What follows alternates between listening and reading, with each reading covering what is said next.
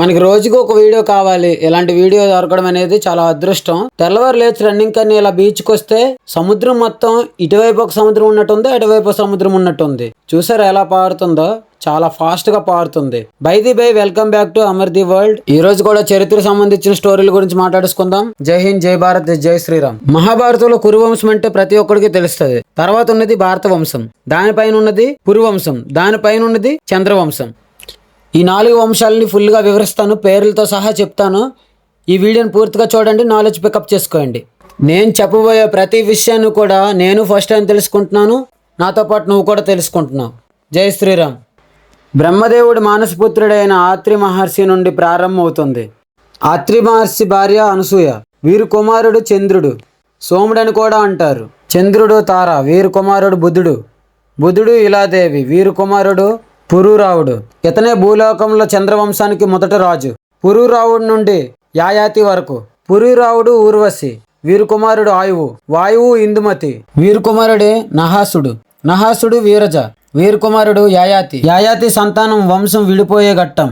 యాయాతికి 2 భార్యలు, వారి ద్వారా 5 కుమారులు కలిగారు. యాయాతి మొదటి భార్య దేవయాని, వీరి కుమారుడు యాదవ తుర్వర్షుడు. 2వ భార్య శర్మిష్ట, వీరి కుమారుడు ధ్రువ్యుడు అని పురుడు.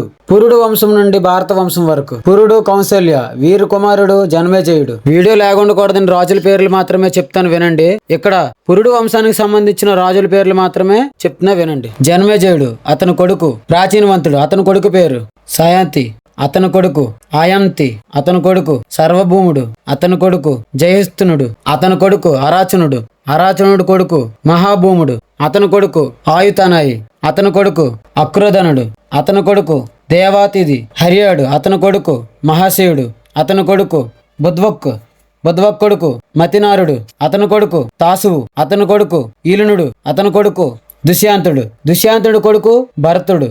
దుష్యాంతుడు శకుంతలాదేవికి పుట్టినవాడే భరతుడు. భరతుడు సునంద, వీళ్ళిద్దరికి పుట్టినవాడు భూమన్యుడు. భూమన్యుడు విజయ, వీళ్ళిద్దరికి పుట్టినవాడు సుహోత్రుడు. ఈయన భార్య పేరు ఈకి. సుహోత్రుడికి ఈకికి పుట్టినవాడు హస్తి.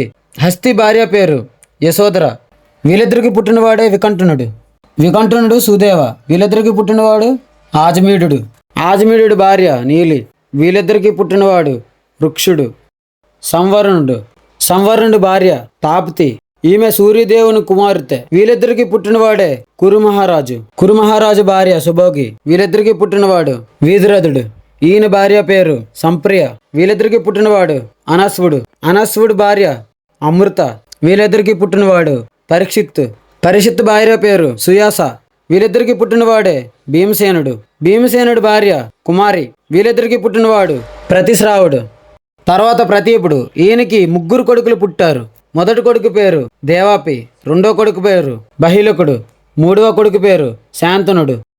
ఇప్పటికీ మన మహాభారతంలో పేర్లన్నీ కంప్లీట్ చేసుకొని వచ్చాం. కురు వంశానికి సంబంధించిన పేర్లు అయితే ఇంకా మొదలు పెట్టలేదు. ఎక్కడో చంద్రవంశం నుండి 3 వంశాలను దాటుకుంటూ చంద్రవంశం, పురుడు వంశం, భారత వంశం, ఇప్పుడు మనం అడుగుపెట్టింది కురువంశంలోకి. ఈ కురువంశం చరిత్ర ముందు వీడియోలో మాట్లాడుకుందాం. ఈ కురుక్షేత్ర రణరంగం జరగడానికి గల కారణం కురుక్షేత్రంలో ఉండే మనుషులే.